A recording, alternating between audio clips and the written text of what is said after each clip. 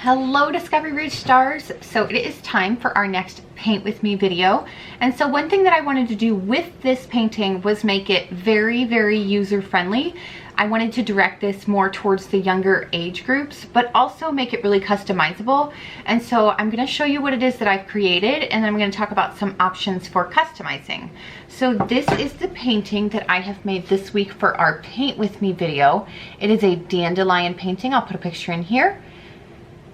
So I kept this painting really simple because I wanted you to be able to do this with very minimal supplies, and also I wanted even my kindergartners to be able to do this with great success.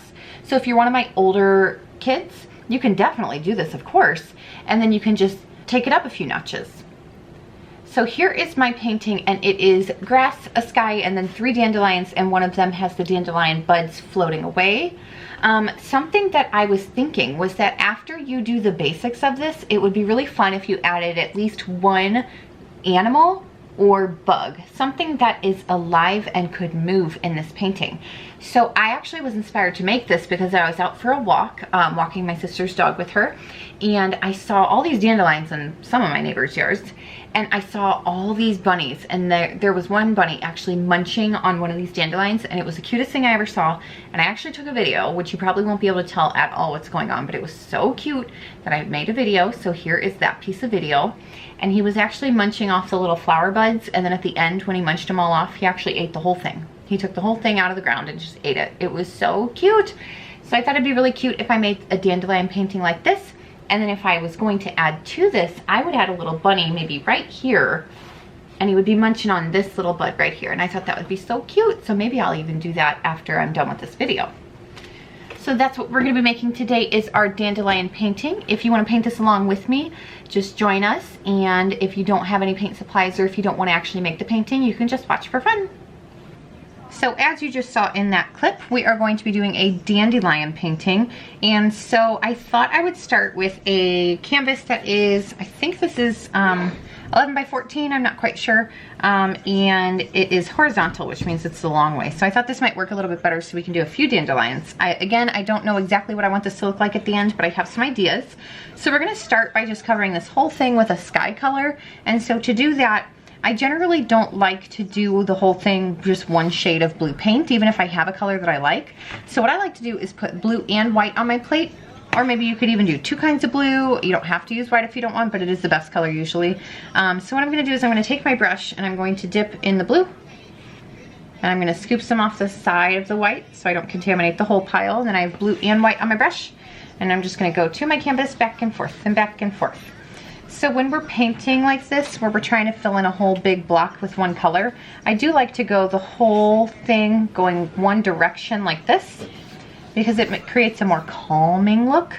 Even if your colors aren't blending all the way, that looks a little more like clouds. But if you were to do a vertical pattern, that looks a little bit more like there's heavy movement, which could be either a storm or something else like that. But horizontal lines convey a sense of calm, and so that's what I'm doing with my painting, is trying to make it look like a nice calm sky.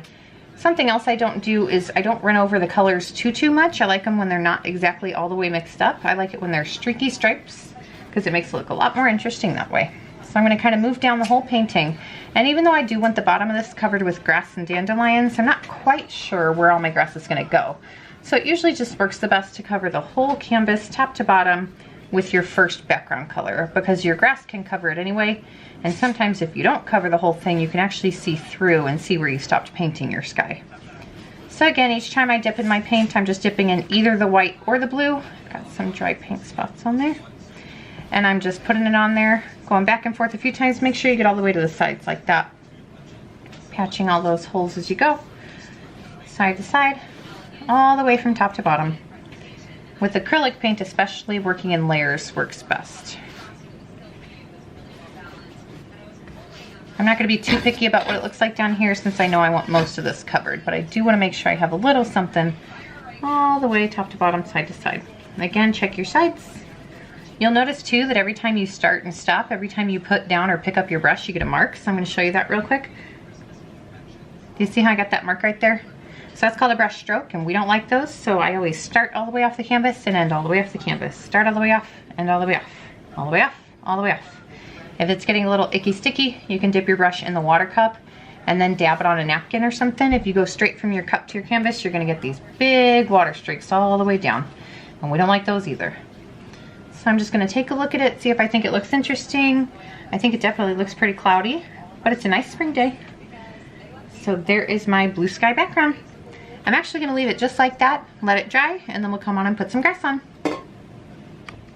My painting is pretty much dry for my sky part, so now it's time to put in some grass and some stems for our dandelions. So I have grabbed yellow and green paint because same as with the sky, I don't like to put on just one color, especially for something like grass where there's all kinds of different things happening. So what I'm gonna do is take a round end brush now instead of the big square ended brush I was using, and I'm going to dip into just the green. Let's start with just green paint on our brush this time.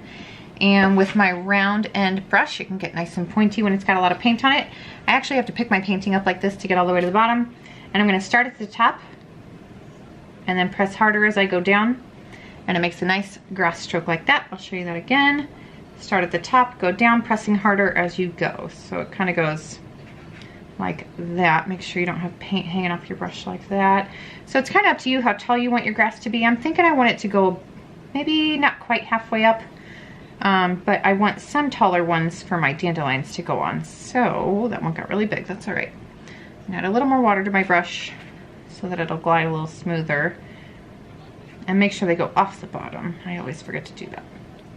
So I'm gonna go through and just do one nice layer. Oh, those three all look the exact same, so let's change that up.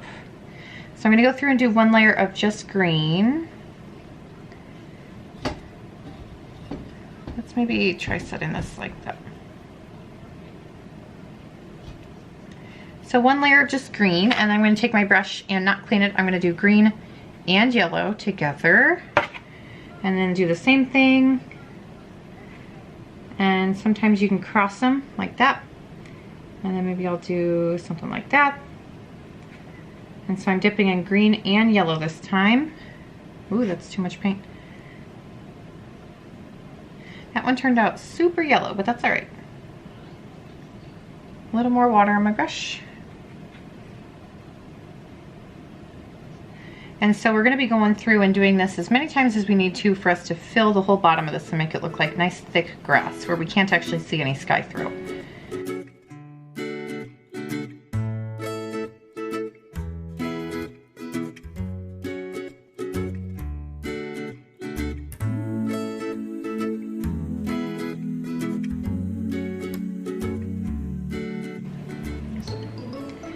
For the next layer, I'm going to take white paint and add it to my already dirty brush. And I don't want this to be too white, so I'm still gonna dip in the green and I'm still gonna dip in the yellow, but let's see what this color looks like on here. All right, so that one's a little different too. We just want different shades of green and different types of yellow green as we're building up the thickness of our grass. So I'm gonna kind of go back and forth dipping in all three of these colors and just seeing what it looks like. We want this to look nice and full. I don't want to be able to see the sky through at the bottom.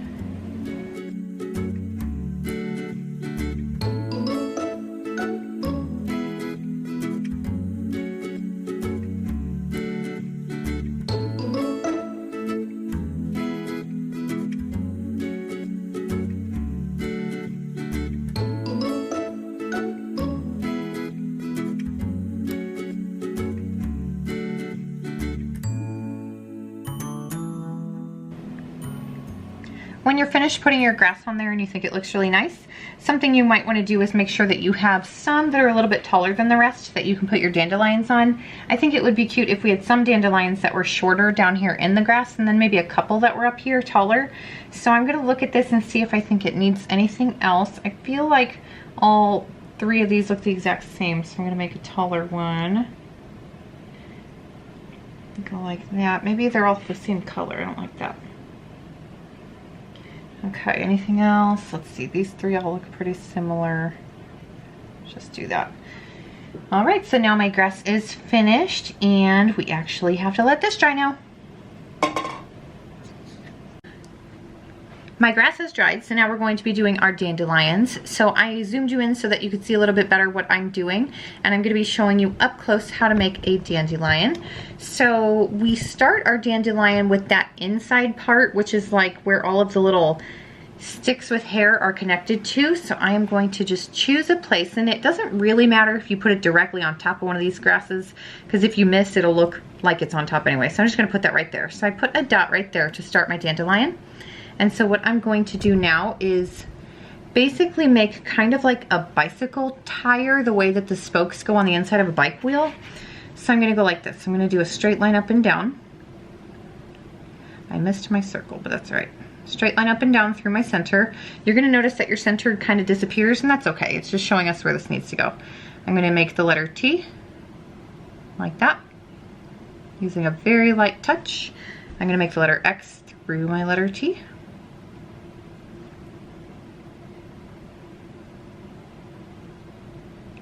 All right, then I'm gonna pick up a smaller brush even and do the rest of this. I think that brush is just a little bit big for what I'm trying to use it for. So first I make the letter T, then I make the letter X through it, and now what I'm gonna do is just put an extra line between all of these. So just extra line, extra. And if you still think it's not full enough, you can always go back and add more lines. On the bigger dandelions, you're definitely gonna want some more lines.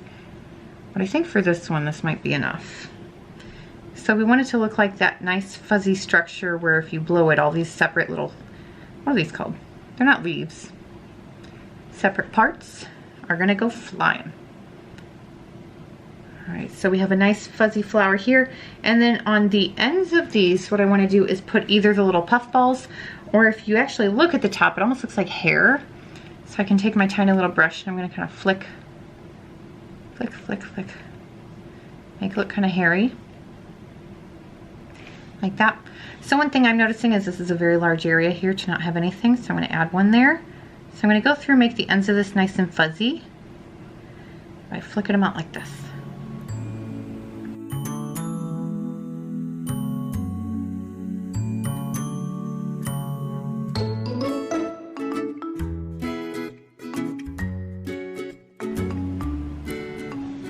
So there is my dandelion with just the ring around the outside of the spiky hair part.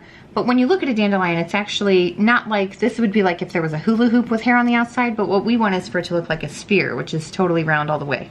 So what I'm gonna do now is just hold my brush a little further back, and I'm gonna tap on some speckles on the inside. And this is gonna give the impression that there's more of these hairy tops that we're just not seeing. So I'm gonna speckle. I don't wanna fill the whole thing in. I don't want it to be pure white.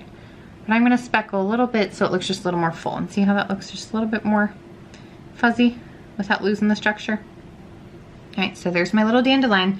So let's zoom out and do a bigger one. So I'm gonna do a bigger one up here in the top section. So I'm gonna zoom you out. So I think I wanna do a big one in the middle of my painting right here, but I also kind of wanted to do one that was blowing away a little bit. So maybe that'll be this one. So when I do this one, I'm going to do my circle right here at the top. And I can get a little bit bigger with this one, but I'm gonna do my letter T.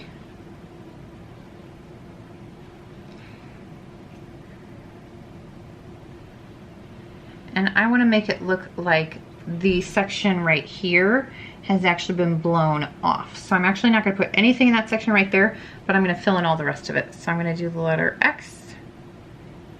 But I'm not gonna do that section right there. So I'm gonna go down like this, and then you can see how much space I have in between all these. So I think I'm gonna try to put 2 extra lines in each section.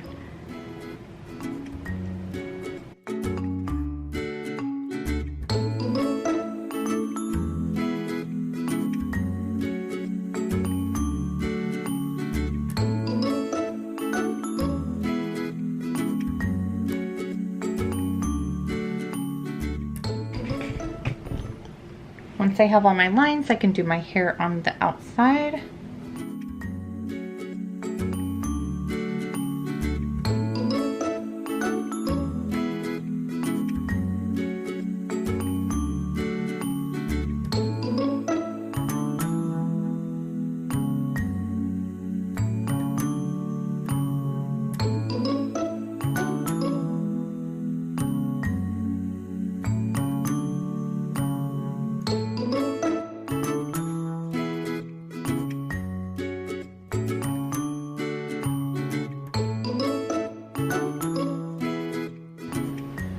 So once I have my dandelion finished with the outside. Again, I'm going to speckle on the inside. I'm not going to do the part that's open, but I'm just going to speckle in here, same as I did the small one.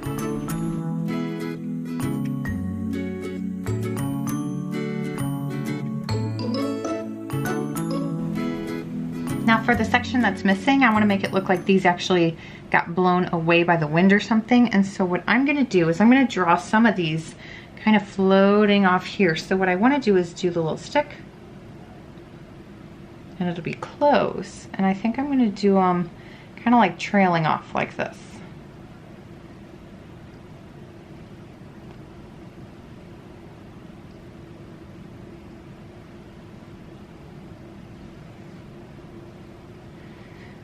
Do we need more? Maybe one right here. All right, and then so we have to do the same thing here where we make them fuzzy on the end.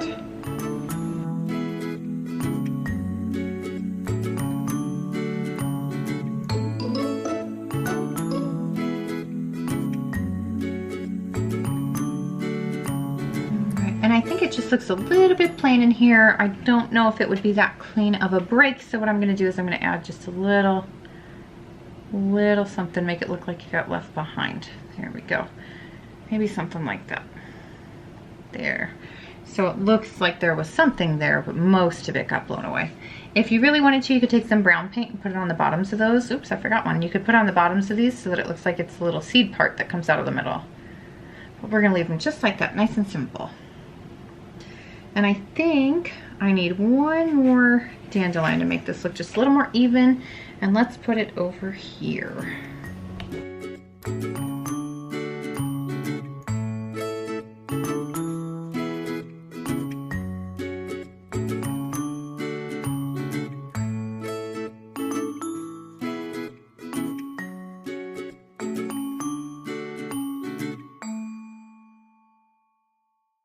So that is our dandelion painting. I am so excited to see how your guys turned out.